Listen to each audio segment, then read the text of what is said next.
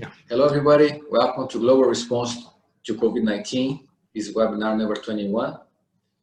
This meeting is supported by Pan American Trauma Society, American Association for Surgical Trauma, the National Legislative Committee, World Coalition for Trauma Care, University of Miami and Virginia Commonwealth University VCU.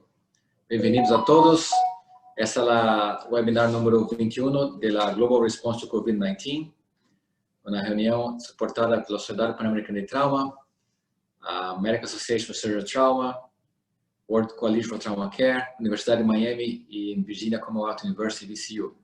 Hoje vamos falar sobre as vacinas, as vacunas, dos testes de anticorpos e os tratamentos. Por favor, gostaria de invitar o Dr. Esteban Fognini para apresentar los panelistas de hoy. Esteban. Muchas gracias, Antonio.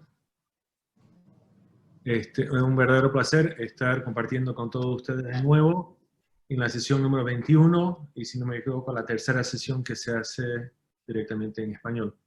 Ahora tenemos de invitada a la doctora Florencia Can. Ella es médica infectóloga, presidente de la Sociedad Argentina de Vacunología y Epidemiología, SABE, miembro del Comité Científico de la Fundación Vacunar y subdirectora médica del Centro Médico Huésped, Buenos Aires, Argentina.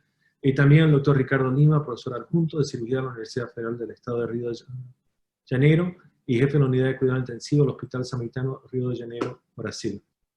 Entre los moderadores está el doctor Mike Abutanos, profesor de cirugía y jefe de la división de cirugía de agudos y director médico del Centro de Trauma de la Universidad Mancomunada de Virginia, o VCU.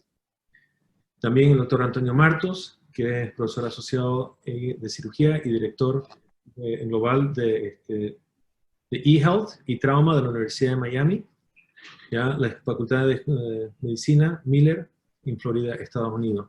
También nos acompaña el doctor Jorge Neira, presidente de la Fundación de Trauma Argentina, consultor de la Universidad de Cuidado Intensivo del Sanatorio de Trinidad de Palermo, presidente del Consejo de Certificación de Especialidades Médicas y expresidente de la Sociedad Panamericana de Trauma.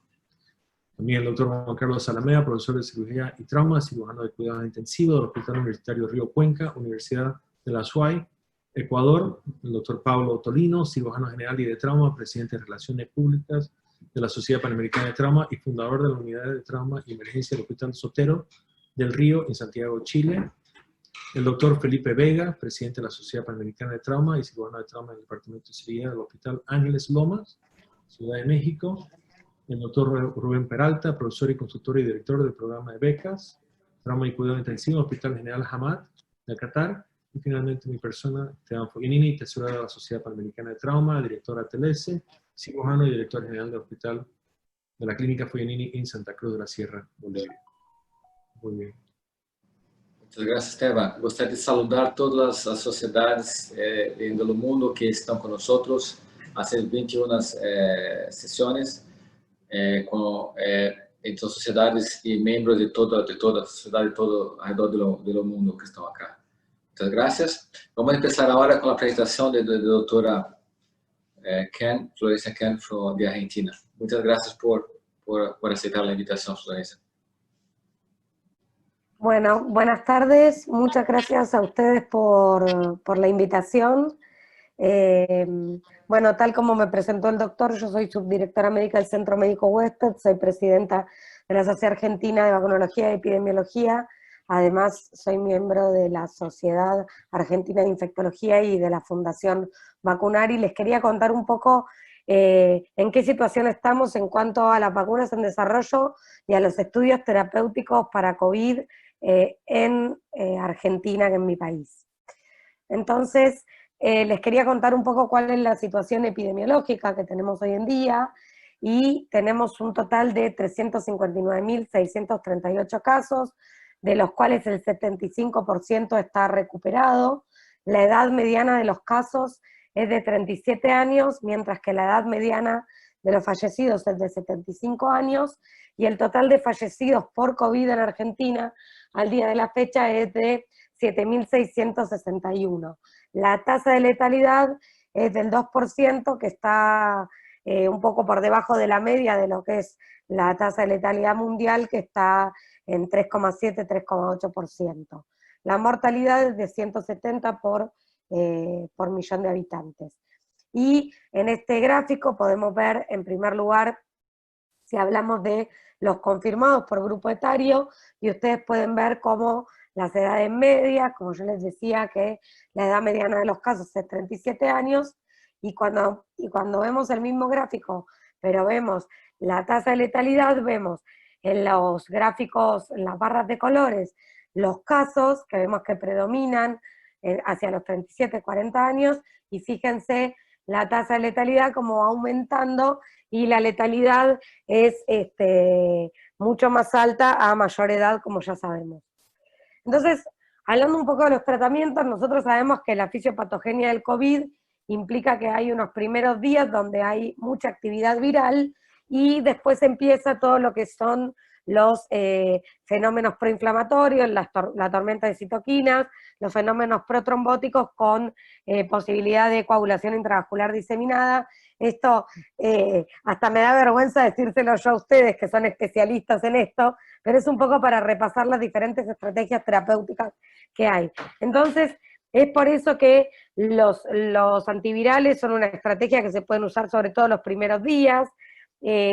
Después hay inmunomoduladores, corticoides, y como van a ver ahora, yo les voy a mostrar solo algunos de los títulos de los estudios de estrategias terapéuticas que se están estudiando en Argentina, y ustedes van a ver que es de lo más diversa, y creo que no ha quedado droga que no se haya pensado como posible tratamiento para el COVID.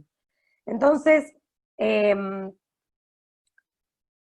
hablando un poco de lo que son los estudios de investigación que están inscriptos, digamos, en el Ministerio de Salud, tenemos, por un lado, ustedes saben, la estrategia del plasma de convalecientes para tratar pacientes graves, y también hay protocolos para pacientes no tan graves. Esto es una estrategia que está siendo estudiada. También el suero equino hiperinmune, que ustedes saben que la diferencia entre el plasma de convaleciente y el suero equino hiperinmune es que el suero de caballo tiene mucha más capacidad, digamos, inmunogénica y mucha mayor capacidad de generar anticuerpos. El ensayo de solidaridad que está siendo llevado a cabo por la OMS en diferentes países, del cual vamos a hablar en detalle en unos minutos. Después tenemos estudios con colchicina, estudios con ivermectina, corticoides, aspirina, enoxaparina para el tratamiento del COVID, también la nitazoxamida,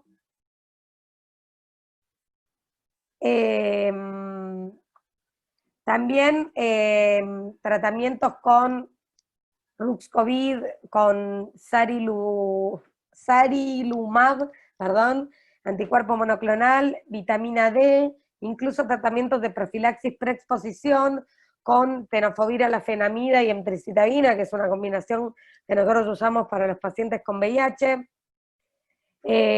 También esta droga que es también un anticuerpo que se está viendo la posibilidad de integrarlo al ensayo Solidaridad, aunque todavía no está, y como ustedes saben bien, la dexametasona.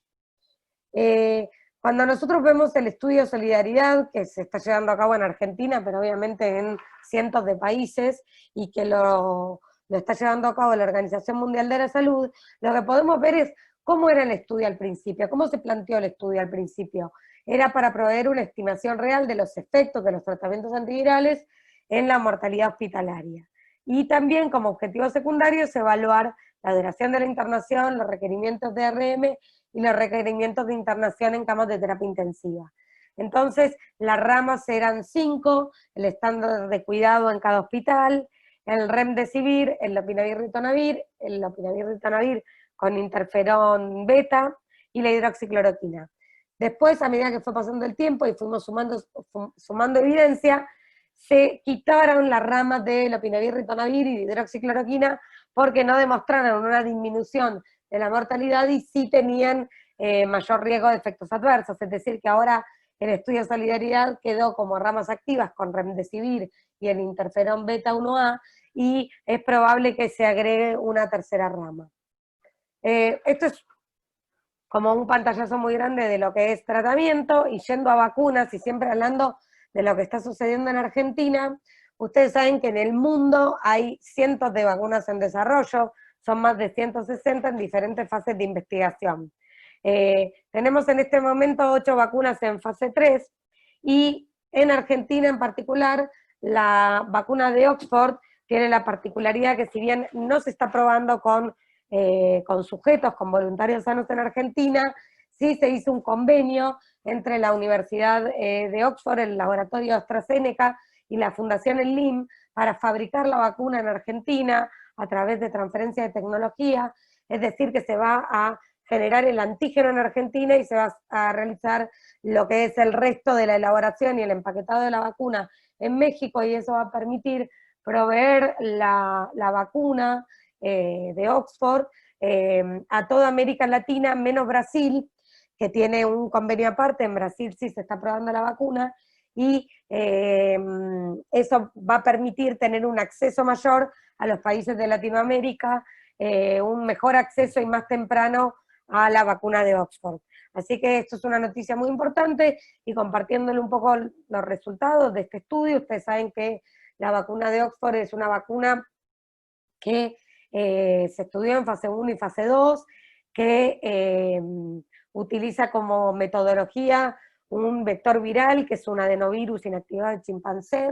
Se estudió en sujetos entre 18 y 55 años, en 1077 sujetos que fueron randomizados a recibir la vacuna, la ChAdOx1, y en el otro grupo, como grupo placebo, digamos, se le dio la vacuna cuadrivalente contra meningococo ACWY. Entonces, lo que podemos ver es que, digamos, los efectos que produjo la vacuna fueron efectos leves y bastante comunes al resto de las vacunas, que redujeron su incidencia con el paracetamol, no se vieron efectos adversos serios, y la verdad es que se mostró como una vacuna segura. Cuando uno ve la respuesta de anticuerpos, ve que la respuesta es buena luego de la primera dosis, pero todavía mejor luego de la segunda dosis, y lo podemos ver aquí en los gráficos. Y como les contaba antes, lo importante es el convenio que hizo la Universidad de Oxford con el laboratorio AstraZeneca y la Fundación El LIM para elaborar la vacuna en Argentina, en el laboratorio mAbxience, y el resto del proceso y empaquetado en México. Esto va a permitir contar con 250 millones de dosis para toda Latinoamérica, menos Brasil, y esto también, este convenio permite que el costo de la vacuna sea realmente bajo, y que entonces todos los estados puedan acceder a la vacuna. Cuando nosotros vemos otra de las vacunas que se está probando en Argentina, es la vacuna de Pfizer-BioNTech, también está en fase 3, el enrolamiento global es de casi 29.300 pacientes, en Argentina se están enrolando 4.000 voluntarios, en un solo centro en la ciudad de Buenos Aires, que es en el Hospital Militar. Al 50% de la vacuna, de los participantes se les da la vacuna, que es una vacuna con metodología de ARN mensajero, y la otra mitad con placebo en forma ciega, tanto para el investigador como el voluntario, así que es una vacuna doble ciego, y cada voluntario va a recibir 2 dosis de la vacuna con diferencia de 21 días entre ellas, y luego completan la visita. El seguimiento total es de 2 años, ustedes saben, igual que en el desarrollo de vacunas, se van haciendo extracciones de sangre para ir viendo la respuesta inmunológica, en muchos casos también se mide inmunidad celular, pero necesitamos un seguimiento a largo plazo, por un lado por la farmacovigilancia para ver eventos adversos, y por otro lado para ver la duración de la respuesta inmune. Los objetivos primarios de este estudio de la vacuna de Pfizer es la eficacia para la prevención de COVID en sujetos sin evidencia de infección previa y con y sin evidencia de infección previa. La particularidad que tiene este estudio es que acepta personas que tengan PCR positiva al ingreso al estudio, que no todos los estudios lo aceptan, y en seguridad de efectos adversos locales y sistémicos. Y como objetivos secundarios, la eficacia para la prevención de COVID-19 en sujetos también sin evidencia de infección previa y con o sin evidencia de infección previa, y como objetivos exploratorios, la evaluación de la respuesta inmune, la persistencia, como les decía antes, y el perfil de respuesta inmune en sujetos con COVID confirmada y con COVID severa. Los criterios de inclusión para este estudio son, para la fase 3 se amplió la edad de 18 a 85 años, sanos o con comorbilidades que estén estables en los últimos 6 meses, no estar embarazado ni tener embarazo planificado durante el estudio, estar dispuestos y poder acceder a las visitas, brindar consentimiento informado, y como criterios de exclusión, tener conocimiento de padecer HIV, hepatitis B o hepatitis C, tener reacciones alérgicas, antecedentes de reacciones alérgicas graves a una vacuna, o haber recibido tratamiento para prevenir el COVID, pacientes inmunosuprimidos en tratamiento inmunosupresor, y que estén recibiendo alguna vacuna, alguna otra vacuna contra SARS-CoV-2, o receptores de plasma o inmunoglobulina los 2 meses previos a entrar al estudio. Otra vacuna que pronto se va a estar probando en Argentina es una vacuna virus inactivada en células Vero del laboratorio chino Sinopharm. Es la primera vacuna inactivada que se prueba en la región, y la verdad que lo que tiene de atractivo es que es un tipo de vacunas que ya conocemos, es el mismo tipo de vacunas que la hepatitis A, por ejemplo. Entonces las vacunas inactivadas, si bien son más complejas en su elaboración, son una plataforma o una estrategia vacunal más conocida. En fase 1 y 2 se enrolaron 320 voluntarios con buena respuesta. Los países que van a participar en fase 3 son Argentina, Perú, Brasil y Emiratos Árabes. También se van a incluir personas entre 18 y 85 años con criterios de inclusión muy parecidos a los que les comenté para la vacuna de Pfizer, y es importante decir que la planta industrial de este laboratorio es una de las más grandes para producción de vacunas en el mundo. Así que bueno, perdón si hablé un poco rápido, pero esto era un poco el resumen de la situación de la que estamos en Argentina, y bueno, estoy atenta a sus preguntas. Voy a dejar de compartir la pantalla. Muchas gracias por su atención. Sí, Dr. Florencia Ken, muchas gracias por su presentación. Tengo un comentario para hacer una pregunta. Durante todo el tiempo, a Dr. Neira and Dr. Esteban, please help to translate to Spanish. My Portuguese is not so good.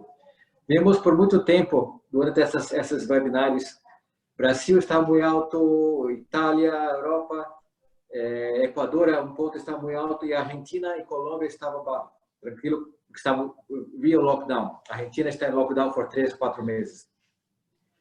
E o que passou, por exemplo, em Brasil, São Paulo, Rio, Salvador, Manaus, Belém, um pico muito grande.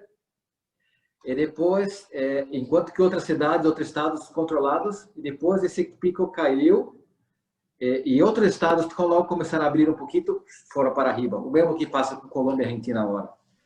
E os dados mostram que em São Paulo, Manaus, Rio, não está havendo mais distanciamento social do que estava antes. O que passa é que alguns estudos mostram que de 35% a 50% da população tem anticorpos, foram infectadas de alguma forma ou assintomáticos.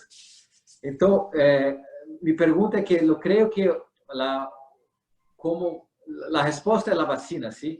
Porque mesmo Coreia está controlado, agora abriu um pouquinho, os números vão acima.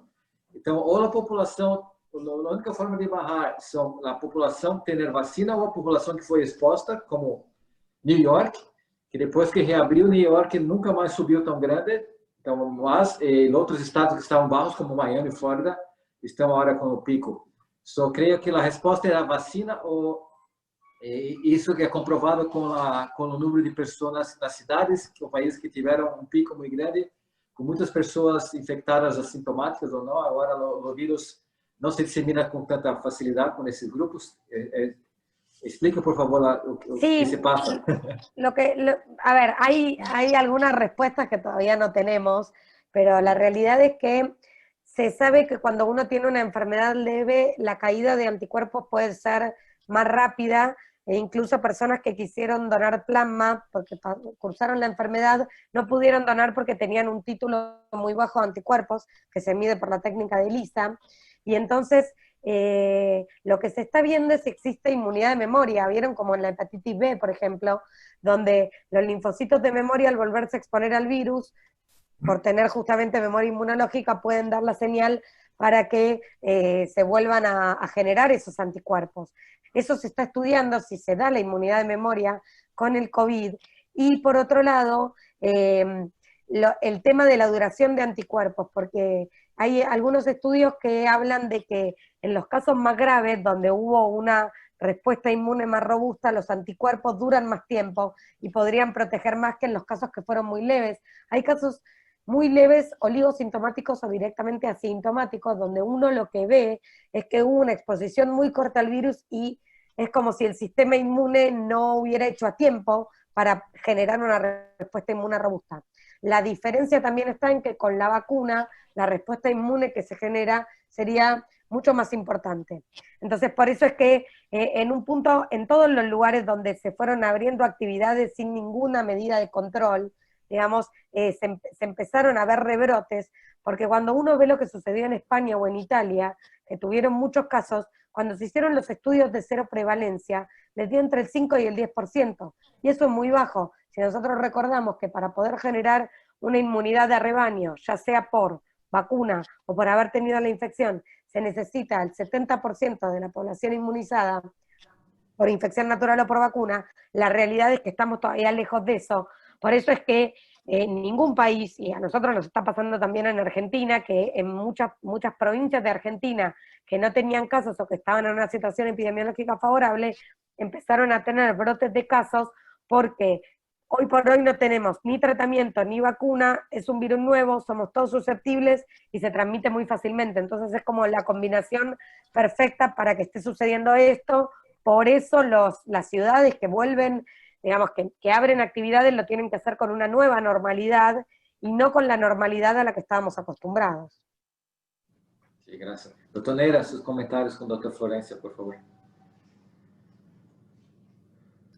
Esto lo estuvimos conversando el fin de semana, a ver cómo iba a ser la aproximación, me parece que estuvo perfecto, y yo creo que, bueno, esta es la situación que tenemos. La situación que hay, como bien comentaba Florencia, uno lo puede dividir como en tres aspectos, ¿no? Siempre el lugar de mayor prevalencia de infección ha sido el AMBA.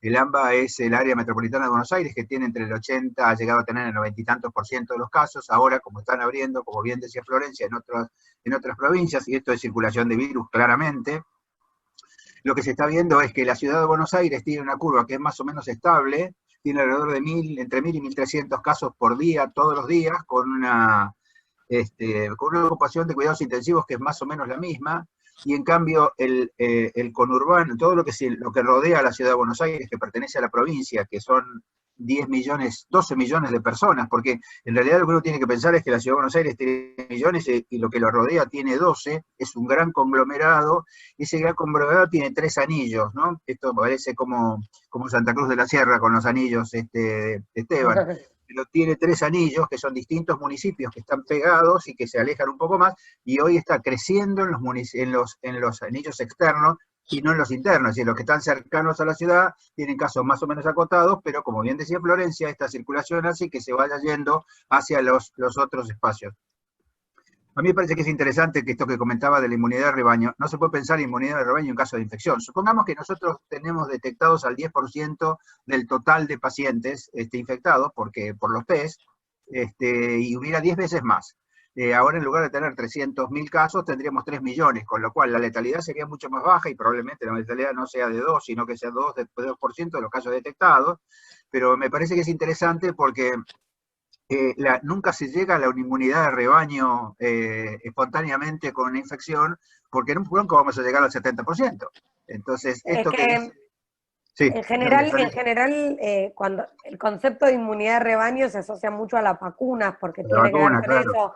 Lo vemos claramente con la vacuna contra el sarampión, por ejemplo, que tenemos una parte de la población, hay un porcentaje de población que no respondedora, que no genera los anticuerpos por la vacuna, hay otra parte que puede perder los anticuerpos y otra parte que tiene contraindicada la vacuna por ser una vacuna virus vivos atenuados, pero por eso siempre cuando hablamos de inmunidad de rebaño nos remitimos un poco a eso. Claro. Y si ustedes recuerdan, en un principio el Reino Unido quiso llevar a cabo esta estrategia de inmunidad de rebaño, entonces solo aisló a las personas que formaban parte de los grupos de riesgo, y en realidad lo que se vio es que esta es una enfermedad que puede afectar a todas las edades por igual. Lo que pasa es que afortunadamente los niños suelen tener formas leves o asintomáticas, si es que no tienen ningún factor de riesgo previo, pero los niños sí son grandes transmisores de la enfermedad. Entonces, por eso un poco esto que decía el doctor Neira es así, si bien todavía siguen los casos en Argentina concentrados en la ciudad de Buenos Aires y en el área metropolitana, antes era un 95% y el 5% en el resto del país, y ahora estamos en un 80% de los casos en el AMBA, y hay una lista muy larga de ciudades o de jurisdicciones con circulación comunitaria del virus, y ustedes saben que la complejidad de tener circulación comunitaria del virus es que uno no puede establecer fácilmente un nexo epidemiológico, y el rastreo de los contactos estrechos se complica, y eso hace que sea más difícil cortar la cadena de transmisión. Por eso, completando lo que decía Florencia, Antonio, me parece que es importante el tema de la nueva modalidad, ¿no? Después de la pandemia, es decir, uno no puede volver a lo anterior. Uno evidentemente lo que tiene que hacer, esto lo dijo la gente del CDC, se dice en todos los ámbitos, y a mí me parece que lo que hay que evitar es la circulación, es decir, no el tema del aislamiento social, del aislamiento, digamos, de distancia de aislamiento, el tema de la higiene, el tema de los cubrebocas, me parece que es algo que uno tiene que implementarlo, cosa que no se hace, porque en realidad, como hay un grupo, digamos, que es el grupo de las personas jóvenes, que tiene necesidad, después de tanto tiempo de la pandemia, de salir, digamos, de salir y de encontrarse, y entonces esto, como ustedes vieron, y lo mostró muy bien Florencia en el gráfico, de dónde está la mayor prevalencia de infectados, que es la gente joven, la gente que no tiene síntomas a veces, o que tiene síntomas muy pocos y que puede hacer las actividades. De hecho, si uno ve en los lugares de la provincia de Buenos Aires, que no tenían ningún caso, por ejemplo, las zonas balnearias, que habían prohibido el ingreso de las personas que no fueran residentes, empezaron a tener casos, porque alguno que llegó, que había tenido una reunión y que después se contagió, y así sucesivamente, y son todos casos de contagio en conglomerado. Digamos, por eso es que el conglomerado es lo que complica, y esto es lo que pasa, y pasa en las grandes ciudades. Lo de Nueva York es interesante porque Nueva York tuvo mucho pico y después no, pero fíjate lo que pasó en Italia. En Italia tuvieron el descenso, cuando bajó, pero después, a medida que empezaron a liberar, está subiendo de vuelta. Y en España es llamativo. Barcelona tuvo que volver a la cuarentena por el tema de la apertura. Y me parece que son cosas interesantes para tener en cuenta. Hasta que no haya vacuna y uno pueda vacunar al 70%. La otra cosa es cómo se vacuna, ¿no? ¿A quién se vacuna? La idea, corregime Florencia, pero la idea es vacunar pacientes adultos mayores de 65 años, pacientes de riesgo, miembros del equipo de salud y después al resto. Para acá, usted me dice, bueno, Quando vão começar a vacina e qual vai ser a estratégia? Conversar com profissionais de saúde mais expostos e qual será o ritmo e quando empiezan y cuando quiera. La vacuna de Oxford, según lo que dijeron, podría estar para el primer trimestre del año que viene, del 2021, y como dijo el doctor Neira, se empezaría vacunando al personal de salud y a las personas mayores de 65 y con algún factor de riesgo, enfermedades crónicas preexistentes que los haga entrar en estos grupos de riesgo. Yo creo de todas maneras que con el desarrollo de vacunas que está habiendo, vamos a contar con más de una vacuna. Entonces, obviamente que después cada país lo que tiene que ver es a quiénes incluye dentro de las indicaciones del calendario nacional de vacunación, pero después yo creo que, por ahí no para el primer trimestre del año que viene, pero sí posteriormente, vamos a tener más de una vacuna, y probablemente tal vez una vacuna se demuestre que es mejor para jóvenes y otra que es mejor para adultos mayores, o hay varias opciones, como sucede ahora con la vacuna contra la gripe. Entonces creo que en definitiva hay que empezar vacunando a esos grupos, y esos son los grupos que sin duda deberían estar incluidos por calendario, pero después eventualmente se puede ir vacunando al resto de la población, teniendo en cuenta también que personas jóvenes y sin ningún factor de riesgo pueden a veces hacer formas graves igual. Florencia, me gustaría que, yo estuve tratando de hacer un cálculo de cuál sería el porcentaje de la población para la vacunación inicial, ¿no? Porque si uno dice los pacientes más de 65 años, que son el 12% de la población, más los miembros del equipo de salud, que pueden ser 3 o 4% más de la población, más los de riesgo, que pueden ser otro 4 o 5, esto daría un 20% de la población como target inicial para la vacunación. ¿Qué te parece? Sí, sí, sí, más o menos eso es más o menos lo que se calcula. Eso es más o menos lo que se calcula. Y porque se cuenta todos estos grupos que vos decís. Así que sí, y yo creo que eso es probable que para el primer trimestre del año que viene podamos acceder a eso. Buenas, Antonio. Quisiera hacer una pregunta. Claro. Los casos de reinfecciones, ¿qué dice la doctora o Jorge de los casos de reinfecciones? Por ejemplo, el paciente que se vio ahora en Hong Kong, que es un paciente que estuvo infectado y volvió otra vez a reinfectarse. Sí, ¿Qué opinan de eso? Sí, sí. Habla Rubén Peralta, estoy en Baltimore, en Hopkins now. Ok, dígame. Gracias. No, gracias.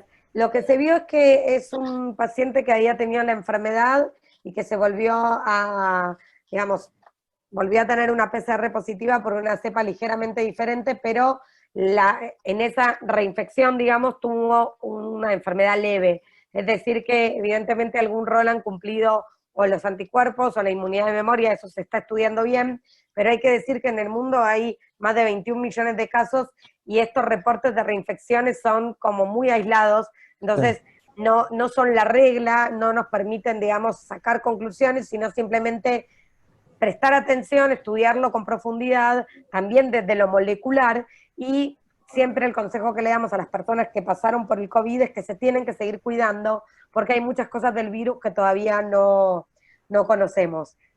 Sí, Rubén. Sí, perdón. Rubén, a mí me parece que sería muy interesante hacer un pool con todos estos pacientes, porque algo particular deben tener, ¿no? Porque claro que sí. Si uno escucha, siempre dice alguno, yo lo tuve dos veces, en realidad habría que ver si lo tuvo 2 veces, y me parece que este es un grupo interesante. Como en realidad la resistencia inmunológica post-COVID no es solamente humoral, sino que tiene también que ver con el linfocito T y todo esto que sabemos, porque incluso aún las vacunas han demostrado efectos sobre el linfocito T. Por eso es que la gente que tiene anticuerpos bajos no se vuelve a infectar porque tiene memoria inmunológica, como decía Florencia. Y no solamente memoria inmunológica, sino estimulación de los linfocitos T. Fíjense que el linfocito, para mi criterio, no sé qué pensará Florencia, pero es algo que marca la evolución del paciente. Los pacientes que se mantienen linfopénicos tienen siempre peor evolución.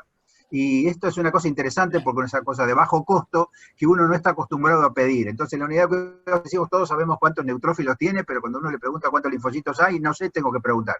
Y me parece que el linfocito juega un papel que nosotros todavía no hemos pasado por todo.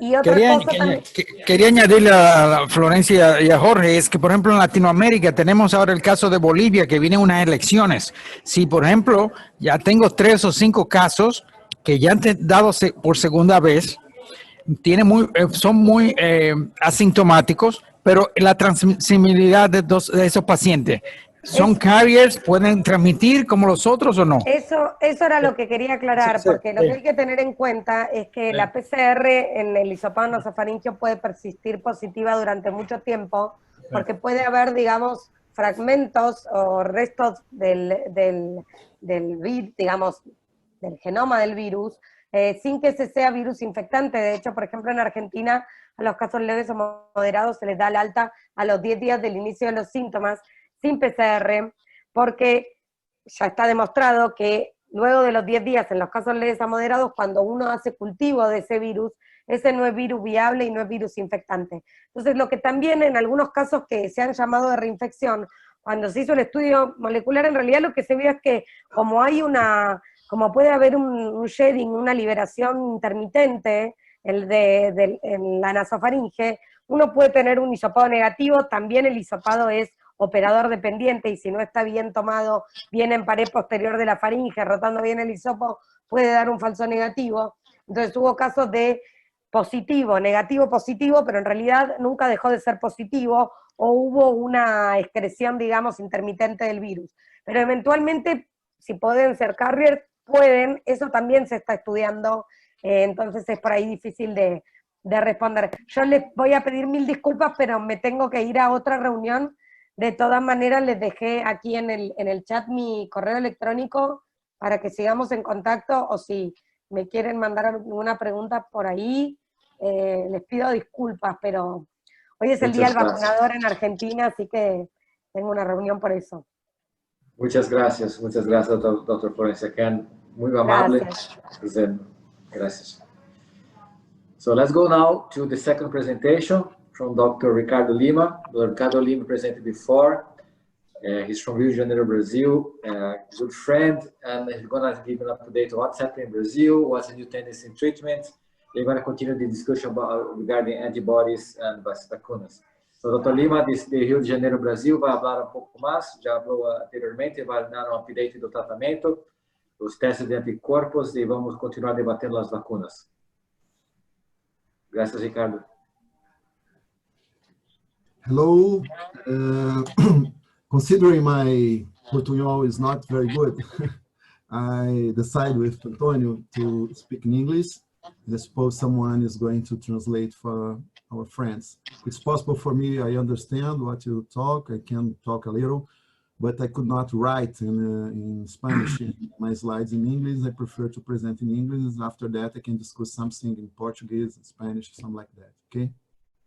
Muy bien, doctor Lima, Esteban Fognini. Entonces, yo voy a traducir si desea al español.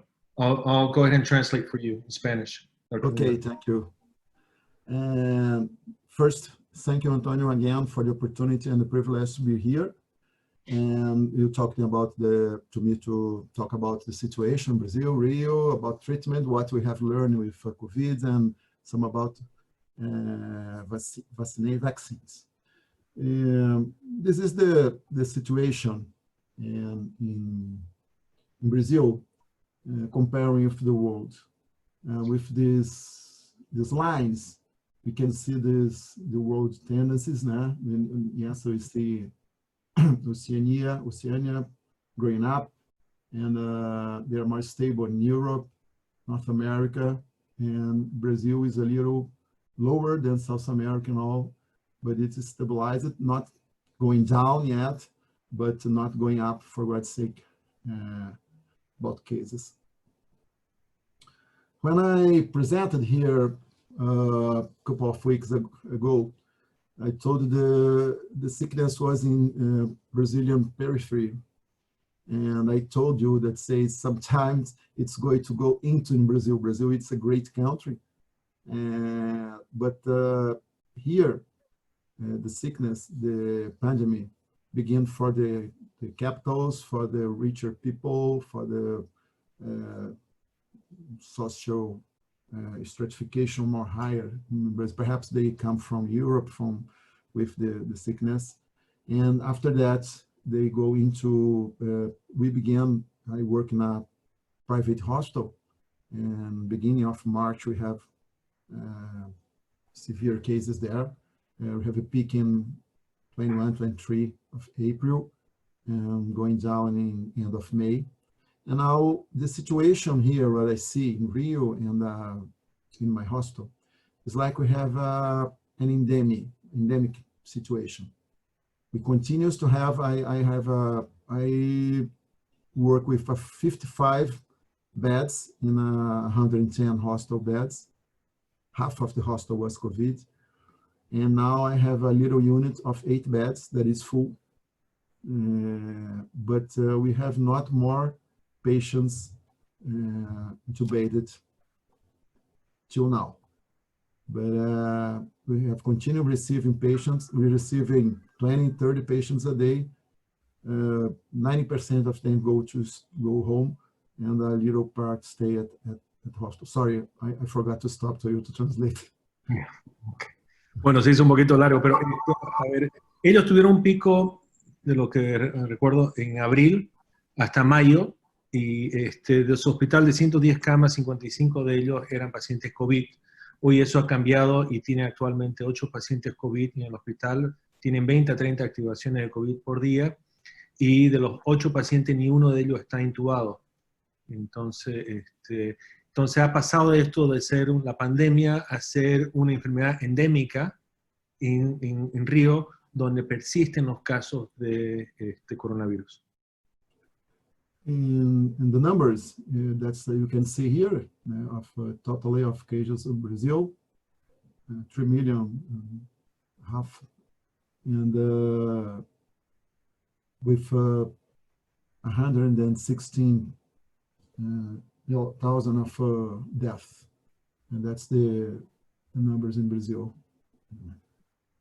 Sí, estos son los números de Brasil, más de 3 millones y medio de casos y 116.000 personas fallecidas por la enfermedad.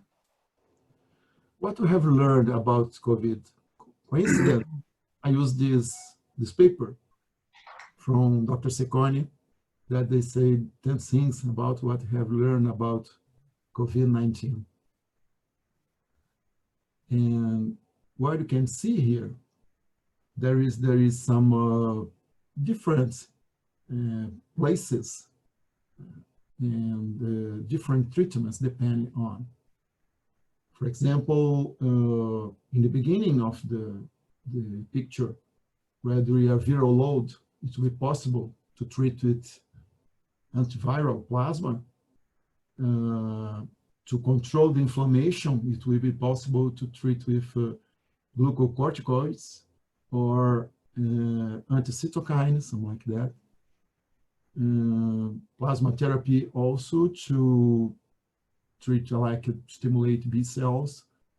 We have the problem of endothelial coagulation, and you have heparin to prophylaxis and to treatment. And finally, organ support to ARDS and pneumonias. Entonces, él hace referencia a este artículo, 10 cosas que hemos aprendido sobre el COVID-19. Entre ellos está el uso en la parte temprana de la enfermedad de plasma o antivirales en los pacientes, también el uso de corticoides para el proceso inflamatorio en estos pacientes, el uso de plasma para las células B, y también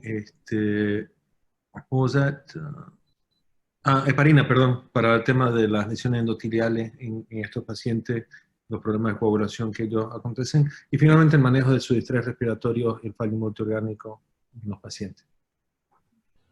I talked here in the last presentation about the things that are equal from the study of sepsis, bacterial sepsis, and now I write a paper that is in peer review about what happened there and what happened now, and we can compare. Considering that, there are papers also writing about surviving sepsis campaign about coronavirus, and to study that. And we compare that, we study like that, and what they think that about treatment, reasonable treatments, and what we use that. What the surviving sepsis campaign thinks there is important for the patient with coronavirus. Endotracheal intubation when it's necessary, like is an algorithm. They say the patient with hypoxia who have this indication, it's a good treatment. They can use also alternatives like high flow ventilation or non-invasive positive pressure ventilation. And that is the most important thing that we think we're going to discuss a little more about it after. But it's our impression also. We receive the patient, we stratify them from the severity. We'll show you like we do what. And depending that, we consider to begin the ventilation with high flow and non-invasive positive pressure using Prona in patients not intubated yet. And after that, if it's not successful, we go to the endotracheal intubation, and we stratificate the patient again about what kind of pulmonary severity we have.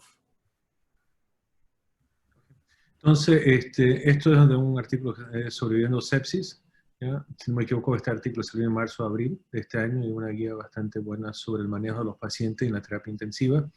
Y aquí ellos hablan del uso de intubación endotraqueal, pero si el paciente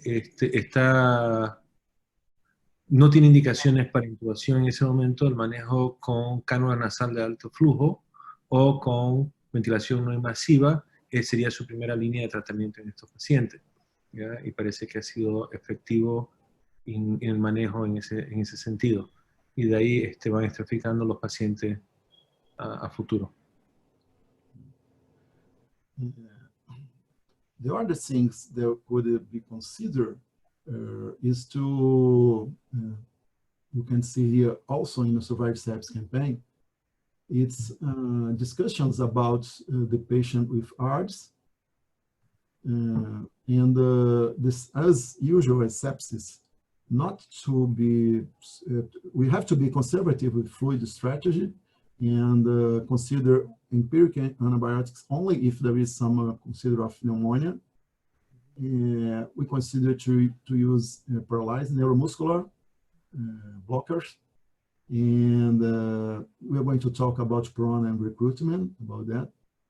And the importance of this slide, they say here, when we revision, antivirals, chloroquine, anti-interleukin 6, uncertain. And this is important to decide there is no treatment of this kind of patient. All of treatment goes around heparin in some kinds of patients, corticoid, perhaps for the inflammation, PRON, nitric oxide, and the support, ventilatory support. I did not have experience with ECMO, for God's sake. It did not arrive to there, but they are considering when the patient do not respond to mechanical ventilation. Bueno, entonces dentro de los parámetros se usa un volumen tidal relativamente bajo. No se da antibiótico de forma universal, sino bajo evidencia de tener una neumonía o una infección asociada bacteriana. Lo que hay que ver es que no hay certeza sobre el uso de los antivirales, cloroquina y antirleuquina 6 en estos pacientes. Una cosa que fue importante y lo mencionó en la diapositiva previa es la pronación de los pacientes, ¿ya? Tanto en los pacientes con ventilación mecánica como los que están con apoyo de oxígeno en estos casos. Después voy a hablar un poquito sobre maniobras de reclutamiento en los pacientes y hay todavía cierta controversia sobre el uso de los corticoides sistémicos en los pacientes y no ha tenido experiencia usando ECMO, pero es una consideración en pacientes que ya no se los puede ventilar. And the important, I was listening to the discussion with Florencia about reinfection and vaccine, and the important, we know, I like this name of this paper, this is the Trinity of immunity, inflammation, intervention. And we have a case of immunity that we can't, they were asking why this guy should be reinfected. We don't know certainly about immunity. In this paper, there is a show, two possibilities here, when there is the invasion of virus with cytokine storm and leakage by vascular permeability after that, and in a patient with a dysfunctional immune response. And then goes to the storm and the pulmonary edema, pneumonia, inflammation, multi-organ damage, and all.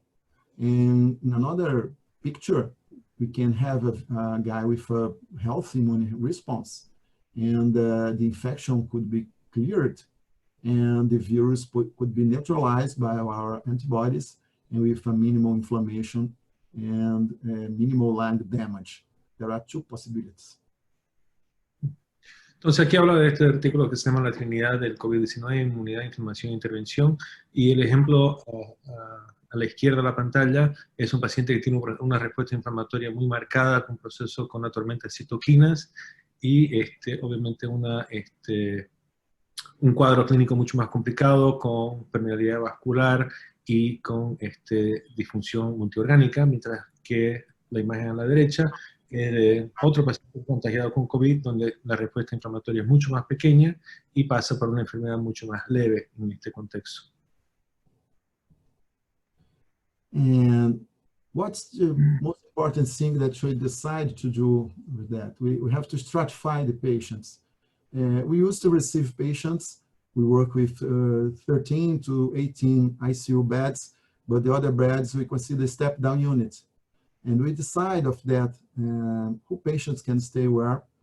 And we use this, the name phenotypes is a newer name. That's like epigenetics. It's exactly what I talked just now, how any people, anything, any person respond to the infection, to the inflammation. And Jordi Hello classified the patient in 5 phenotypes. And considering the first, the mild respiratory symptoms, hypoxemia, normal image of chest, good prognosis, usually comes to the emergency and go back home with vigilance. Not impossible, they could become more severe and come back. The number 2 stay in the step-down units, usually mild hypoxia, but infiltrates, and sometimes they comes quickly to another severe picture. Type 3, there is some severe hypoxemia, and the picture, inflammatory picture is high interleukin and other inflammatory markers. They should stay on vigilance, sometimes beginning non-invasive, positive pressure, sometimes if he does not respond, using high flow, and sometimes they don't stay in this, they go up to 4 and 5 stratified or type. In type 4, severe hypoxemia that needs from mechanical ventilation. And now it's going to mix with another classification that I show you in the following slide. The patient with normal lung compliance responds to nitric oxide, but they no have benefits from PRON or recruitment. And the 5, the patients they are similar. The former ARDS patient, they have a heavy lung and sometimes high procalcitonin, and they could be responders of PRON position and recruitment. Muy bien, entonces a los pacientes hay que estratificarlo, y aquí se hace una clasificación de 5 grupos de pacientes. El primero, que representa 80-85% de los pacientes, son estos que vienen con síntomas mínimos, que se lo ven en la emergencia, eventualmente son dados de alta para control domiciliario. Con radiografías normales le molesta un poco la garganta, pequeños síntomas respiratorios, fiebre, algo de cefalea. De los pacientes que están hospitalizados, la gran mayoría de ellos, más o menos 80%, tienen hipoxia leve, ¿ya? Pueden tener infiltrados habitualmente bilaterales, ¿ya? Y aproximadamente un 15% de estos pacientes, 1 de cada 6, va a progresar a tipo 3. Un 15% de los pacientes hospitalizados tienen una hipoxemia moderada severa con interleuquina 6 elevado y otros marcadores de inflamación, y algunos de ellos pueden progresar a 4 o 5. Ya el tipo 4 y 5 son los pacientes que están en la unidad de cuidados intensivos. La mayoría de estos pacientes ya tienen hipoxia, pero requieren ventilación mecánica, pero tienen buena complacencia pulmonar, responden muy bien a óxido nítrico, ya la posición prona es de poco beneficio en ello, y se permite una frecuencia respiratoria menor a 20 por minuto, y con PIB menor a 10 centímetros de agua. Y el estadio 5 ya es el paciente que es más crítico, que tiene una procalcitonina elevada, estos pacientes reaccionan más como pacientes con una hipoxia severa o un distrés severo, más consistente con un distrés respiratorio clásico, ¿ya? Hay que hacer estrategias de ventilación protectiva en nuestro paciente y la ventilación prona está indicada en este grupo de pacientes. Dr. Gattinoni in this paper show more details about the lung classification. They see two types of pneumonia or pneumonitis of these patients. One they call the type H of high elastance, of high right to left shunt, high lung weight, and high lung recruitability. This seems with the old patient who have any ARDS, and like to say, high lung recruitability, they respond to recruit maneuvers or prona. That we do that, we do in recruit maneuvers. Perhaps they had to stay here for you to translate before we pass. Okay, thank you. Entonces, en este artículo, por el doctor Gattinoni, habla de dos tipos de pacientes. El primero sería el tipo H. Tiene una estancia elevada con un shunt, ya de izquierda a derecha elevado, peso pulmonar elevado y una facilidad de reclutamiento pulmonar también elevado. And to recruit, you have to look for the best PIP and find what to do. That's the driving pressure. There's the difference from PIP to target plateau pressure. And we see when you do that in respirator, in that article of the paper of surviving SAPS, they did that is very difficult or not good to do this only in the respirator. And we are going to show now we use some image for that. The idea is used for image. The problem is the patient is unstable. But now we have technology to do that. The idea is to arrive like that to find a PIP that we have the laps collapse with no hyperinflation. And we can discover that. And I'm going to change only to continue, but you can back and we will finish it. We only show that. Now we use this tomography by impedance, electrical impedance here. And it stays in the bed. We see the patient with prona here. And we can see that in the colors, different colors, the vascularization and the aeration of the lung to find the best PIP. Entonces, lo que busca acá es buscar el mejor valor del PIP, ¿ya? Y esto es presión de conducción, y ya se ha demostrado que esto no no se debería hacer necesariamente en el ventilador. Lo que están haciendo aquí es usando imágenes, es una tomografía por impedancia, que es la próxima imagen que mostraba, y lo que pueden ver, y ahí muestra la tomografía por impedancia, lo que uno busca es tener la mayor expansión del pulmón sin evidencia de hiperinflación, que es lo que está mostrando aquí. La columna muestra hiperinflación y colapso. Entonces uno busca hacer, donde está la flechita ahorita, ya que un PIP de 12 sería el indicado en este paciente. And the other kind of, the other classification of the lung is the L. L from low elastance, low ventilation to perfusion ratio, low lung weight, and low lung recruitability. We, in the beginning, see that patient representing, we recruit this patient, we put it in prona position, and then did not goes better after the treatment. And we now understand, after Dr. Gattinoni showed us, these guys are more suitable to treatment with the ventilation with nitric oxide.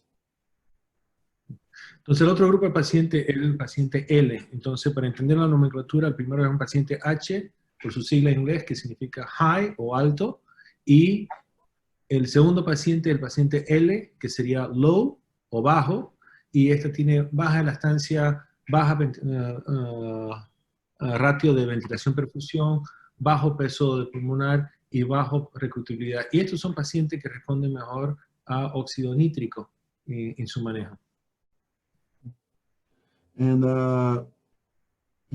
that's what have we learned our treatment. The focus is in the treatment of the lung of the patient, and you only after that, like Surviving SAPS campaign show us, little corticoids for the inflammatories, sometimes of heparin, antibiotics for pneumonia, and nothing more than that.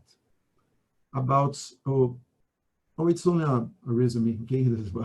About vaccines. You want to replay that? No, it's okay. Okay, about vaccines, what we have in Brazil, I talked with some friends from Oswaldo Cruz Foundation Institute. There is our research institute national, and they told me that they are in phase 3 of study of the Oxford AstraZeneca vaccine. The study is conducted by Unifasp, University Federal of São Paulo. This is a vaccine from adenovirus from monkeys, and they intend to have 30 million doses in production. They are production under risk, considering it's in phase 3, because they believe this phase 3 is going to show positive results. And they hope to have 15 million in October and 50 million in January. Perhaps our agents Anvisa would be a fast track for approbation, and they could begin the vaccine application following the priorities you have told about. First, health professionals, pregnant, old patients, patients with some chronic disease. But the problem, one of the problems, this vaccine have 2 doses. And we have a great 240 million of patients in Brazil, or people in Brazil. And it's some operational is not easy. We have another institute here. We know about Butantan Institute in Brazil. They are studying also in a phase 3 Chinese vaccine. This is from incorporation known as Sinovac. Sinovac is a private incorporation in China. It's not from government. And it's using a different virus. It's an understated virus from SARS-CoV-2. But we don't have some details also about that. That we are knowing, that's what's the 2 projects I have knowing here about the vaccines in Brazil. Entonces hay 2 vacunas que están en Brasil, uno de Oxford, que ya está en fase 3 y se estima tener 30 millones de vacunas. El problema es que la población brasileña es tan grande, ya, y esta vacuna requiere darle 2 dosis. Y la segunda vacuna que se está viendo implementar en Brasil es una vacuna de origen chino, pero es una empresa privada, no es del gobierno chino. No son las 2 que se están viendo en Brasil en este momento. About herd immunity, it's very difficult to know. There are some mathematicians that say that you have 20, 30% only people susceptible to the disease. Sometimes you have 70%. But you don't know what's happened. People asked me a couple of weeks ago about favelas, what happened, because we suppose that favela is going to be a genocide, because there is no condition to isolation and people poor, no nutrition, and perhaps it don't seem that happened. And there is some groups of researchers and mathematicians studying that. And one of the articles I saw that's very interesting, I bring here not exactly about herd immunity, but about we're talking about. And Dr. Jorge was talking about the difference we have after the pandemic. You have a new era, a new comportment. That's what's happened at Ghetto of Varsovia in the Second War. Ghetto of Varsovia was around 500,000 people in an area of 2 kilometers. And they have an outbreak of typhus. They suppose they will have genocide. But it didn't happen. There were a group of doctors there, a great group of doctors. They decided to to reunite all the people, to train, to try some isolation, to implement wash of hands, and didn't happen what they expect. Perhaps it's something to think about. Our group of closed people without food could resist for an outbreak of typhus. And something to learn for our future. Sí. Está hablando aquí de la inmunidad de rebaño, perdón, pero es herd, H-E-R-D, no Okay. herb. Right. Herb sería una hierba. Yeah, sorry. Ya, es ok, pero para corregir. Y es muy interesante porque habla de que había la preocupación de que las favelas en Brasil, con la pobreza, con la aglomeración de gente, con el mal estado nutricional, que esto iba a ser un genocidio, de que iba a morir mucha gente, pero de alguna forma el ser humano llega a sobrevivir esto. No se sabe cuáles son los números que se requiere para inmunidad de rebaño. Típicamente creo que se habla de 60, 70%, he visto algunos casos 20%. Y hace también la referencia al gueto de Varsovia, donde en un radio de 2 kilómetros habían 500.000 personas y hubo un brote de fiebre tifoidea. Y de nuevo, pensaban de que la gente, esto iba a decimar a la población, pero por la intervención de médicos y por algún motivo no fue tan devastador como se suponía. And perhaps using Dr. Jorge talk about, we have a new area, a new future. We will have the vaccines. We don't know how much this is. Perhaps with immunity from T lymphocytes, we can be immune. But we see that people do not respond, people have reinfection. We are learning about immunity. Perhaps we talk about now our immunity comes from the gut. We do not study a lot of that. There is some papers about using protein in his gut with coronavirus patients, but the future perhaps we go to see that. We know that gut is important for the immunity. We have sometimes they say this dysbiosis state, and perhaps we can do some personalized intervention, like we talked about. Why this guy is reinfected? His immunity is bad, or perhaps his gut, or perhaps he do not eat well. We have to think a lot about that. Implica de que estamos aprendiendo todavía sobre cómo funciona la inmunidad y parece que la inmunidad intestinal tiene una función importante de esto, pero todavía es algo que no terminamos de comprender. Y hace la referencia a una persona que se vuelve a infectar. ¿Por qué? Si puede ver con su tema nutricional, puede ver con el tema de bacterias en el intestino, puede ver con el funcionamiento del intestino en sí. And I'd like to thank you. Muchas gracias for the invitation, for the translation, and I'm here to answer. Now I can talk my little Spanish. Thanks a lot. Muchas gracias, Dr. Lima. Thank you, Ricardo. Thank you. So, Esteban, Dr. Neira. ¿Podría hacer un comentario, Antonio? Yes, no.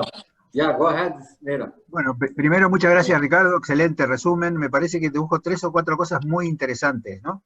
Una es que cuando uno tiene que ventilar a un paciente, hoy hay que ser pragmático, porque en realidad no es que es H o L, a veces es H y L y empieza siendo L y termina siendo H, a veces empieza siendo H y es muy difícil, y en realidad lo que hay que hacer es muy pragmático.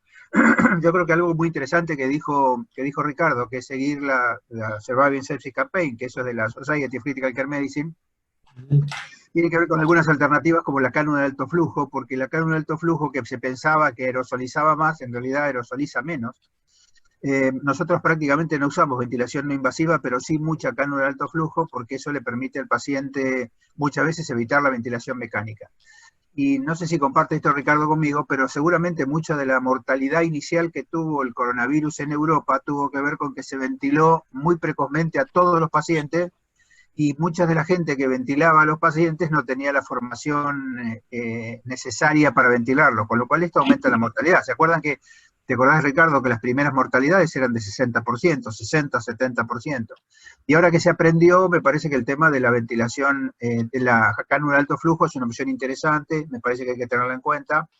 Esto no quiere decir no intubar, ¿eh? Digo que si hay que intubar, hay que intubarlo. Y además, no todos los pacientes se ventilan igual, no todos se ventilan con 4 o 6 mililitros por kilo, porque algunos no lo necesitan y tiene que ser ventilado de otra manera. Esto es ser más pragmático que el dogma, ¿no? El dogma dice hay que hacerlo así, pero a veces el paciente requiere otra cosa.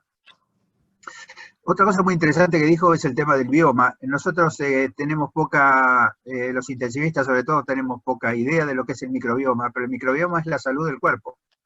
Esto lo dijo Meshnikov, que fue premio Nobel de Medicina en 1914, me parece, o 1910, y él decía que si el intestino estaba sano, la persona también.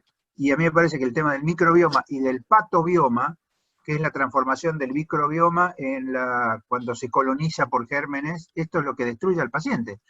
Todo el grupo de Moore, sobre todo no de Jean, sino de Fred Moore, del hermano, estuvo siempre trabajando en el tema de lo que se llama el PICS, que es el Persistent Inflammatory and Catabolic Syndrome. Y el PICS está basado, digamos, es el paciente que tiene una infección, tiene el curso postraumática, que en el curso de esa infección se mejora, y cuando está mejor vuelve a reinfectarse, y uno lo empieza a cultivar, le cambia los antibióticos, y se mejora, y cuando está por curarse se vuelve a infectar, y así sucesivamente. Ese síndrome catabólico que nos lleva a la muerte, y muchas veces con cultivos estériles, está producido por el patobioma, la alteración tan brutal que tiene el intestino que se reemplaza toda la bacteria saprófita, que es buena, por bacterias patológicas. Ese es un tema muy interesante que yo creo que va a tener un futuro muy importante y que por supuesto hace al coronavirus como hace a cualquier paciente con sepsis o cualquier paciente crítico. Y me parece que otra cosa interesante es el tema de la inmunidad de rebaño. Yo estaba pensando con las favelas argentinas y las favelas argentinas se llaman villas miseria, o son slums, como le dicen ustedes, o barrios callampa, como le dicen los chilenos. En nuestro país tiene una particularidad, que toda la gente que vive en las villas, casi el 90% tiene menos de 65 años. Y eso es interesante porque se infectan, pero tienen menos riesgo de morirse. Y por eso es que en nuestros barrios carenciados, que tuvieron una alta cantidad de pacientes, la letalidad es de 1%, 1,1, llegó a ser 0,9. Esto quiere decir que me dejó pensando con el gueto de Varsovia, porque el gueto de Varsovia evidentemente no eran todos menos de 65. Pero me parece que esto tiene que ver también con las características epidemiológicas que uno tiene que reconocer en los ámbitos, ¿no? Así que me parece que fue un excelente resumen y creo que hay muchas cosas para charlar, ¿no? Así que gracias, Ricardo. Gracias, Jorge. Na verdade, empezamos a ventilação de modo conservador no hospital, pero que nós temos grupo de fisioterapeutas muito bueno em technology. Empezamos com ventilação de alto fluxo, ventilação não invasiva, e tivemos uma experiência de muitos doentes que pensavam que deveriam ir para respirador, não se quedaram a respirador. Claro, sim. Eu acho que alguém aqui nos questions, umas pessoas em question and answers falaram por outras empresas de vacinas. Dos jornais mostraram no Paraná, estava intentando vacunas russas, pero não tenho nenhum conhecimento sobre isso. Bueno, eso me parece que no. Nunca lo vamos a saber, Ricardo. No lo vamos a saber. Ese es un secreto. No sabemos ni cómo es, ni de qué tipo de vacuna se trata, ¿no? Lo único que sí que fue la primera, pero me parece que hay mucha presión política. Si uno se tuviera que poner una vacuna, yo creo que yo no me pondría la rusa, digamos, preferiría esperar un poquito hasta que vinieran las otras, ¿no? Por las dudas, digo. No sé ustedes qué opinan. Esto no tiene nada que ver con con ninguna cosa política, sino simplemente con la falta de información que hubo asociado a la vacuna, ¿no? E hablé com Fiocruz, pero que é de instituto mais importante, mais grande de Brasil. Osvaldo Cruz. Me dijo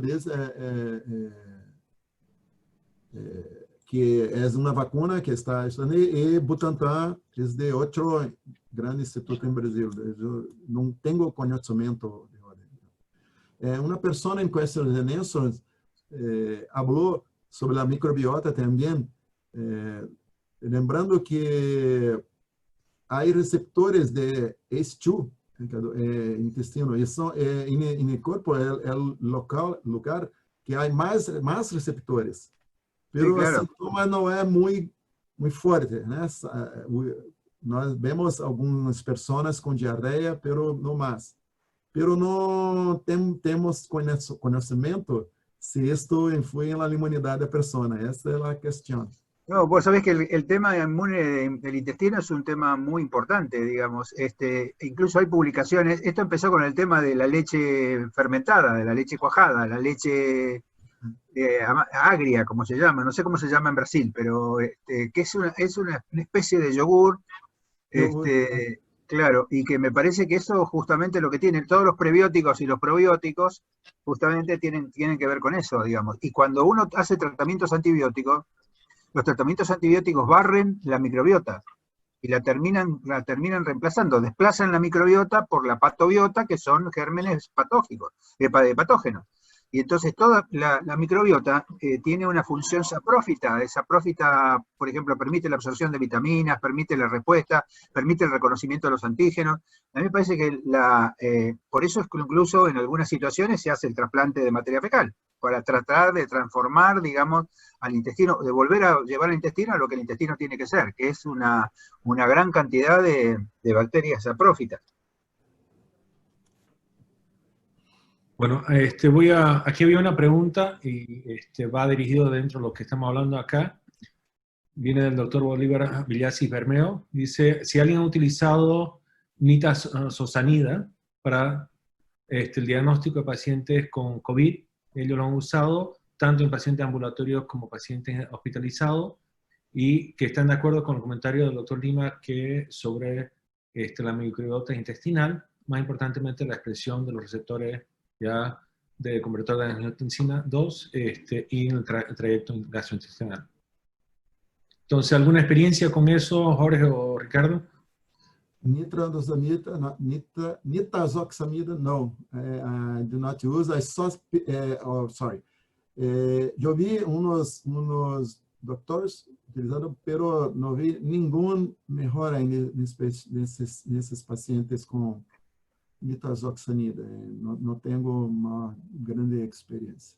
Nosotros tenemos un estudio en curso de nitazoxanida que, como lo comentó Florencia, digamos, estamos esperando, no tenemos resultados. En realidad la nitazoxanida es un antiparasitario, en ese sentido es parecida a la ivermectina. Desde el punto de vista teórico todo funciona, ¿no? Ahora, desde el punto de vista práctico uno no lo demostró. Yo recuerdo hace muchos años en un congreso panamericano de trauma, alguien le preguntó a David Hoyt por qué se le daba coloides a los pacientes traumatizados teniendo en cuenta todos los beneficios teóricos que tienen los coloides. Dijo, bueno, cuando a mí me prueben que los coloides tienen algún beneficio clínico, yo se lo voy a dar, pero no tienen beneficio clínico. La nitazoxanida está prevista como profilaxis para los trabajadores de salud, y como si fuera la ivermectina, digamos. Tenemos que esperar al resultado de lo que están dando los estudios randomizados, multicéntricos, pero bueno, desde el punto de vista teórico sirve, y desde el punto de vista práctico no hay evidencia, como dice Ricardo, ¿no? Por lo menos hasta ahora. La misma pregunta con ivermectina, no tengo conocimiento de ningún trabajo por profilaxia, por tratamiento con esas drogas. Son drogas que son baseadas, como tú dijiste, en efecto experimental, que puede paralizar la replicación viral en la bancada, pero no vimos acontecer la misma cosa en pacientes. Bueno, Solidarity incluye, creo que una rama, una tiene Remdesivir, la otra me parece que tiene ivermectina, no sé si Solidarity o alguno de los otros estudios que se hacen a nivel del ministerio en Argentina. Así que veremos los resultados. En algún momento se va a publicar por lo menos un análisis interino. Quería resaltar un poquito, porque lo levantó brevemente Ricardo y creo que es de mucho valor. Al inicio de esta pandemia se hablaba mucho de que los pacientes que eran ventilados con ventilación mecánica tenían una alta mortalidad, y si no me equivoco, los primeros estudios hablaban de 90% de mortalidad. Y una de las cosas que nosotros hemos vivido aquí en Santa Cruz de la Sierra es intervención de familiares médicos externos a la institución, ¿ya? Especialmente los que viven, puede ser en Brasil, Chile, inclusive en Estados Unidos, y no son ni terapistas, ni neumólogos, pueden ser cualquier otra cosa, ¿ya? Y había mucho empuje de esta gente para evitar que nosotros llegáramos a una ventilación mecánica con pacientes con clara indicación de ventilación mecánica. Hablamos de frecuencia respiratoria alta, saturación 70-75%, ¿ya? Y lo que nosotros vivimos un poco fue que cuando uno atrasa mucho la ventilación, uno ya encuentra un paciente con un pulmón no complaciente. Entonces, yo estoy de acuerdo con el concepto que hay que evitar intubar y hacer ventilación mecánica en los pacientes y hacer estas medidas de manejo, pronación, oxigenación, puede ser ventilación no invasiva o alto flujo, especialmente en un ambiente de presión negativa por riesgo de aerolización, pero insistir en no ventilar a un paciente creo que es hasta más dañino. Y nuestra experiencia, que es observacional, es que los pacientes que nosotros atrasamos la intubación por insistencia familiar fueron pacientes que tuvieron desenlace negativo. Entonces, no sé si quieren añadir un poquito a eso, cuál es su opinión, porque creo que es un punto... Seba, creio que há uma linha muito fina entre atrasar a indicação, between delay the indication, because some patients, they are so tired just breathing, so they need to be intubated, sedated, etc. It's a fine line that you need to follow and need to know what is the right time, or at some point they're going to just be debilitating the patient and make the patient in worse conditions, so, right? Sí, pero Sí. Yo creo que lo mostró, a mí me parece que lo mostró muy bien Ricardo, En realidad, cuando uno hace cánula de alto flujo, no le hace la cánula de alto flujo y lo deja, o no le hace ventilación no invasiva y lo deja, le hace un trial a ver cómo anda, y si tiene muy buena respuesta con la ventilación no invasiva, lo sigue con la ventilación no invasiva, con la cánula de alto flujo, pero si no responde hay que intubarlo. Entonces, los extremos son siempre malos, por eso hay que ser, como decía antes, hay que ser muy pragmático. Y cuando vos ventilás al paciente, no siempre lo tenés que reclutar, tenés qué respuesta tiene, y sobre todo qué compliance tiene para ver si lo reclutás o no lo reclutás. Y no siempre son 4 o 6 mililitros por kilo y no 4, porque a veces con 4 no le alcanza y se pone hipercámnico. Es decir, me parece que tiene que ser una cosa dinámica. Nosotros lo que estuvimos proponiendo, digamos, para aumentar la surge capacity, digamos, la capacidad de respuesta, justamente por eso hicimos el curso PARES, que el curso es la capacitación de médicos, enfermeros y kinesiólogos no intensivistas, para que tengan una idea de cómo se hacen las cosas y trabajen subordinados con los intensivistas. O sea que en realidad cada unidad de cuidados intensivos tiene un intensivista a cargo, médico, enfermero y kinesiólogo, que trabaja con médicos, enfermeros y kinesiólogos no intensivistas, con lo cual el criterio es siempre el mismo y que tiene que ver con los intensivistas. Esta es una forma de aumentar la capacidad de respuesta, disminuir la cantidad de intensivistas por unidad, pero siempre con un intensivista a cargo, y esto facilita, digamos, o evita cosas de solo la cánula, solo la ventilación no invasiva, solo, ¿entendés? Me parece que es una opción interesante a tener en cuenta, porque es una forma de aumentar la capacidad de respuesta con una conducción centralizada. Esteban, yo me acuerdo, mi primero paciente, yo tuve una situación, era paciente, pero había un doctor privado que tivemos un delay de intubación, porque no. Esto, Martos habló muy bien, una línea tenue, considerando otras. Martos apresentó acá un paciente nuestro, que nosotros atendemos, y que esto muchas veces pensamos que ia ser intubado, pero isso depende também do paciente. se suporta la máscara, se suporta la ventilación, se permite ser sedado. Aquele paciente que eu mostrei em prona, nós não conseguimos sedar nadie com ele, porque não suportava não invasiva. Tivemos que intubá-lo porque não suportava. Tivemos outro doutor que não conseguimos sedá-lo para a máscara. Tivemos que intubá-lo. Então, numa situação, Dr. Jorge falou muito bem, pessoas experientes em terapia intensiva há que ter para decidir a gravidade, considerando a gravidade de lung, do pulmão, pero também cada pessoa, cada paciente. Ricardo, vou falar com Salamé. Salamé, como está a situação no Equador? Temos no início de março, abril, Guayaquil muito malo, enquanto Quito estava tranquilo. E agora, como está a situação em Equador em geral? Cuenca, Guayaquil, Quito e outras províncias, por favor. Sí, buenas tardes con todos. Creo que el día de hoy ha sido un resumen muy bueno de lo que llevamos de la pandemia. Me ha gustado mucho las presentaciones de los profesores, un resumen muy bueno sobre todo, ¿no? Antes de hablar sobre mi país, quiero hacer un comentario muy general, ¿no? Y más aún después de haber tenido estas intervenciones de los profesores. Creo que ya con la pandemia hemos avanzado bastante, pero sabemos poco. Y lo único que vamos dilucidando es qué es lo que no va sirviendo. Y creo que como cualquier virus se sigue comportando así y lo único que funciona es la prevención.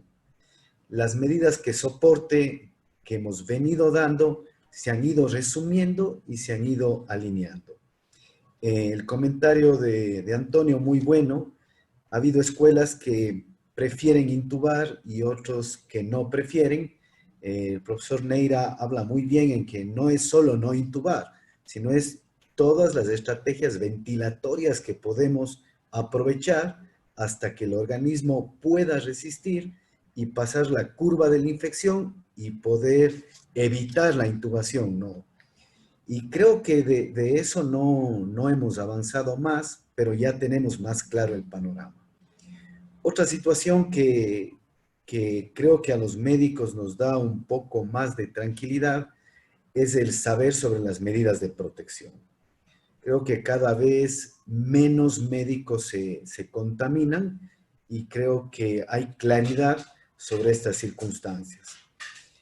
Creo que el problema ya a nivel mundial, ya lo dije una vez, lo comenté en este escenario de la Panamericana, es que el mundo quiere volver a lo que era antes.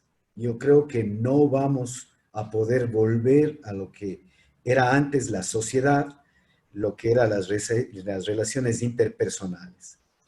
Yo creo que el error de las naciones, como vamos viendo Italia, España en Barcelona y algunas ciudades de Latinoamérica, Bogotá quizás, el momento en que la gente quiere socialmente hacer lo que solía hacer antes, empieza nuevamente a incrementarse la curva y los contagios. Creo que ya de aquí en adelante le toca a cada persona saberse cómo cuidar individualmente y a sus familias y evitar realmente ciertas circunstancias peligrosas en cuanto a la contaminación. Lo que vivió Guayaquil, que llegó al 500% de mortalidad esperada, y los últimos 2 meses se ha mantenido con una curva en descenso, incluso se habla que el mes anterior ya no existieron nuevos casos. ¿Cómo explicar eso? Es difícil. Muchos epidemiólogos hablan de que la gente aprendió a la mala, pero también hay la posibilidad, entre comillas, que se tuvieron que morir las personas expuestas. Y ya no hay más personas que tendrían el riesgo frente a una infección por COVID. Quito también es una ciudad grande, la capital.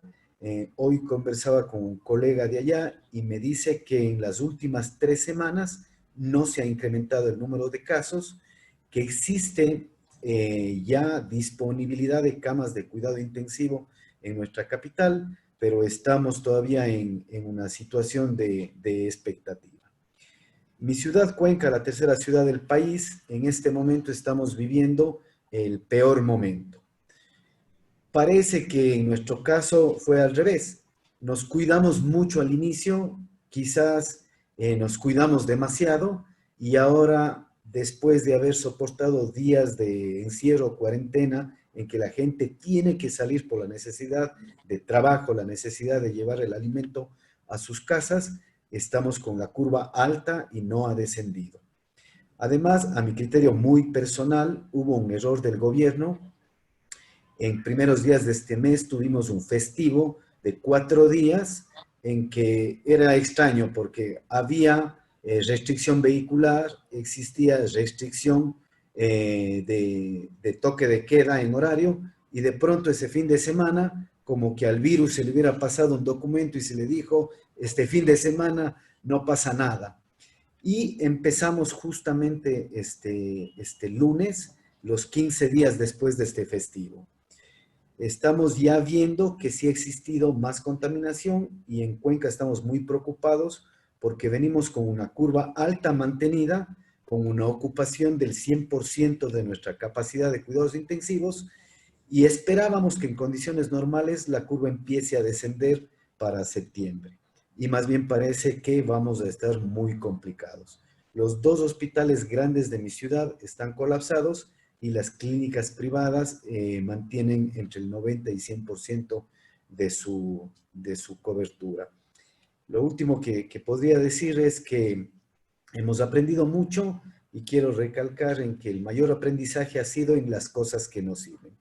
Y el resumen final es que tenemos que aprender un nuevo sistema de vida tanto social como a nivel de la salud. Juan Carlos, desafortunadamente isso aqui, esse padrão que nós vemos em todos os sítios, as cidades que estavam, a região estavam bem no início, então logo se abre um pouco, os números explodem, o vírus está entre nós outros, então logo se barram as guardas, explodem. A resposta é a imunidade e as vacinas. Doutor Neira, doutor Lima, doutor Esteban, Fanini, Peralta, your last, as últimas palavras, por favor, os últimos last comments. Para mí, déjame comenzar. Gracias por la oportunidad. ¿Me oyes? Sí. Okay, bien. El pico de la República Dominicana llegó en julio, a final de julio, casi sobresaturado la capacidad. Y como dice Jorge, una cosa es tener cama, una cosa es tener empleados capacitados para proveer y darle el servicio adecuado con calidad de cuidados críticos. Es muy diferente. O sea, en nuestro país, por la parte de las elecciones, eso fue un tirijala. Una gente decía que sí, que tenía cama, y otra gente decía que no. Yo siempre he dicho que estamos sobresaturados porque la calidad, los intensivistas eran muy concentrados en las partes metropolitanas, que sería Santo Domingo, Santiago, y la tercera parte, por ejemplo, San Francisco. Ahora ha bajado bastante, pero la mortalidad, aunque está en 1.7, 1.6, el problema que tenemos nosotros, como dependemos del turismo, y para toda Latinoamérica, como también podría ser en Perú y Argentina, es que la tasa de positividad es muy alta, sobre el 30% todavía. Y mientras tenemos una tasa de positividad sobre el 30%, Europa y muchos otros países civilizados no mandarán sus turistas de nosotros, y también no nos vamos a hacer turismo en Europa porque no nos van a aceptar. O sea, yo creo que el cambio después de 6 meses es de tasa de letalidad a tasa de positividad, porque ahí usted se da cuenta de cómo los ingresos en nuestro país o en su país, por ejemplo, Machu Picchu, será muy poco turismo. Sería en la Punta Cana de nosotros, que es la número 1 en el Caribe, es un 5% de ocupación, 95% no está ocupada. Son miles y miles de millones que se van a perder. La exportación también, pasó lo que pasó en Ecuador, con unos productos que llegaron a China, ya no van a hacer un screen de estos productos. Y también la otra parte es las remesas. Las remesas de esto, por ejemplo, dominicanos que están ahora mismo en España. Si usted vive en Barcelona, está trancada, está en cuarentena. Muchos de ellos van a estar layoff. O sea, eso es lo importante que nosotros debemos aprender del ciclo de los 6 meses en adelante de la pandemia para Latinoamérica. Gracias. Sí, yo coincido con lo que dice Rubén. A mí me parece que dos temas... Sí, Antonio, ¿querías hablar? No, que coincido con lo que decía Rubén. Me parece que hay 2 puntos o 3 puntos muy importantes, ¿no? El primero es la tasa de positividad. Nosotros seguimos teniendo una tasa de positividad elevada, más del 30%. Y a mí me parece que en algún momento se habló del pasaporte inmunológico para poder viajar, que era que si uno tenía anticuerpos, podía, digamos, podía certificar que había pasado la infección y que no se iba a reinfectar, pero con esto que estamos diciendo, que nadie sabe cuánto duran los anticuerpos, nadie sabe ciertas cosas, el pasaporte inmunológico no va a existir ni para poder viajar, ni para poder hacer más cosas con el turismo, como bien decía Rubén. Todos en nuestros países tenemos algún lugar de turismo. Hoy, por ejemplo, hay partes del lugar de turismo que tienen casos de infección, que están empezando, esto que mostraba hoy Florencia, que está empezando, hay un 20 o 30% de los casos ahora en el interior del país, y todos ellos tienen que ver con algún centro turístico. Esto genera una situación muy importante porque llevamos 5 meses de cuarentena, nosotros 5. O sea, llevamos 150 y tantos días de cuarentena ahora la última un poco más liberada, pero 150 días de cuarentena, y todavía no se sabe cuándo va a reempezar. Y esto que decía, la dificultad de la movilización va a durar un tiempo largo hasta que haya inmunización. Así que a mí me parece que es un tema que hay que empezar a pensar, digamos, que es el tema social, cómo se sostiene socialmente a la gente mientras dure esta situación de blackout, y me parece que es algo que está generando y va a generar una serie de cosas. Así que yo creo que ese tema es muy importante. Y el otro tema que yo creo que estamos aprendiendo todo el tiempo cosas nuevas. Como bien decía Juan Carlos, uno va aprendiendo en la medida que se van desarrollando las cosas. Y a mí me parece que lo que uno tiene que ofrecerle como alternativa a la gente es que la calidad de atención sea la misma, y para eso, bueno, hay que buscar alternativas, digamos, con la conducción de los intensivistas, médicos, enfermeros y kinesiólogos, con los no intensivistas, trabajar en equipo, hacer equipos de trabajo que compartan los mismos criterios. Nosotros casi duplicamos la cama de cuidados intensivos que teníamos, pasamos de 8.000 a 15.000. Tenemos el relevamiento diario de la ocupación de las camas, el promedio nacional es del 58%, y el AMBA es alrededor del 68%. Parece que esta última semana bajó un poco la cantidad, que venía creciendo, pero ahora bajó un poco, está alrededor del 64%, pero de cualquier manera siempre uno está con el riesgo de que se va a ocupar todo, de que vamos a tener, que se siguen los casos. Bueno, esto me parece que es lo que pasa.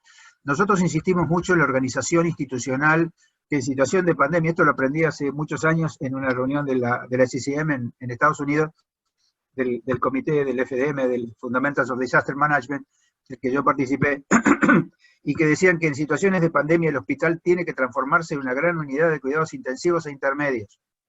Entonces, la forma de transformar el hospital en una gran unidad de cuidados intensivos e intermedios es, con los intensivistas que hay, con los enfermeros intensivistas y con los kinesiólogos intensivistas, aumentar la capacidad de respuesta, con la conducción de ellos, pero con la asistencia de los médicos, enfermeros y kinesiólogos no intensivistas con los mismos criterios. Me parece que esta podría ser una opción. Creo que nosotros tenemos en este momento 7.000 becarios haciendo cursos, de los cuales 3.500 ya lo terminaron, digamos un curso que hicimos muy corto, es un curso que en 6 horas les da información suficiente como para saber el vocabulario y saber ciertas cosas básicas, lo que mostraba Ricardo, digamos, pero digamos hecho amigablemente para que se entienda y se reconozca, para que puedan trabajar con los intensivistas. Y me parece que es una opción interesante, la experiencia que tenemos es buena, y bueno, sería bueno también expandirla en ese sentido, porque me parece que es una ayuda importante. Muchas gracias, Juan. La verdad que fue muy buena la reunión. Sí, uma pergunta para você e para Lima, que são intensivistas. Todos os anos a influenza mata muito. Eu recordo que no meu hospital tinha um paciente na ECMO com influenza, tem paciente entubado com influenza. Nós outros não sabemos agora qual vai ser o denominador, qual vai ser a mortalidade de Covid comparado com influenza. Mas creio que a situação que passa em Rio, passando o pico inicial, a quantidade endêmica que está em Rio agora, comparado com o inverno com a influenza, Ricardo, ou está mais grande também? Porque a influenza Bueno, ese ahora es un tema interesante. está frío en Gira Nosotros- y Argentina. ¿Sí? Nosotros publicamos un trabajo en el año 2010, que fue el año siguiente, digamos, de la epidemia de influenza del 2009, con 400 o 500 pacientes ventilados en Argentina, con varias unidades de cuidados intensivos. Yo recuerdo que nuestra mortalidad era de 40%, que nos llamaba la atención porque uno cree que la mortalidad es más baja porque la influenza, pero nuestra mortalidad del grupo era de 40%. De hecho, está citado ahora en bastantes artículos, porque todos los que hablan de mortalidad en ventilación mecánica en COVID citan ese artículo. Y me parece que es interesante lo que vos decís, porque seguramente cuando esto decante, digamos, vamos a poder hacer la comparación. Se supone que la influenza tiene menos mortalidad, pero en realidad para saber cuánto menos mortalidad tenés que tener comparaciones adecuadas de grupos de pacientes ventilados. Me parece que es muy heterogénea la ventilación mecánica. Me parece que hay que hacer, digamos, una presentación. Nosotros tenemos un trabajo que de la Sociedad Argentina de Terapia Intensiva, que está ongoing, que está juntando justamente todos los pacientes que están ventilados para ver cuál es el criterio, y me parece que esta es una buena comparación. Tenemos comparaciones propias porque tenemos el trabajo hecho al año 2010. Fíjate que nosotros presentamos el trabajo al año siguiente, y ahora estamos hablando de a los 6 meses, digamos, a los 6 meses dentro de la misma pandemia. Me parece que es interesante lo que decís y que habría que poder compararse, digamos. En ese momento, la pandemia de H1N1, el impacto mayor no era en los pacientes de edad, eran en los pacientes obesos y en las embarazadas. Yo recuerdo que era todo un tema por embarazada, que vos decís, una persona sana. Bueno, sin embargo, la embarazada tuvo mayor riesgo en ese momento, y los pacientes de edad no tenían mayor riesgo. Así que es interesante las comparaciones. Me parece que ahora con el tema del mejor conocimiento de la fisiopatología de la enfermedad, uno puede... la gripe no tenía dos variantes de insuficiencia respiratoria, era una sola, que era el estrés por la enfermedad viral. Esto es distinto. Por eso al principio se lo trató a todos como si fueran gripe y después resulta que no era, ¿no? Fisiopatológicamente me refiero. No sé vos qué opinás, Ricardo, pero me parece que un poco esa es la línea. Dois aspectos. Eu conversei muito com pediatras, intensivistas pediatras, porque não tinha muita experiência em pneumonia viral em meu serviço. Aquele pulmão com EL, de óxido nítrico, me parece muito parecido com os ninhos com pneumonia. Ellos, de los intensivistas pediátricos que me hablaron de óxido nítrico de início, que pensamos em hacer de óxido nítrico. Nosotros aplicamos painel viral em todos os pacientes, só encontramos co-infection em um paciente. Então, concordo, de acordo, que me parece que a pneumonia viral era uma mortalidade menor. Sobre frio, nós este ano estamos, esse ano é diferente para todo. O frio começou essa semana em Rio, né? Não tinha frio até essa semana. Eu não tenho experiências com pneumonia viral até essa, mas creio que a mortalidade é menor. Graças, Antônio, pela oportunidade, não somente de falar, mas eu compreendo que aprendemos muito durante todo esse período de pandemia com esses encontros, falando, escuchando a los otros, hablando entre nós. Essa iniciativa nos ajudou muito a melhorar nosso trabalho, Antônio. Gracias. Gracias, Esteban. Antonio, muchas gracias por la invitación. Yo me recuerdo a las primeras sesiones que hicimos de esto, un comentario del doctor Barrero, que si no me equivoco, de Nueva York.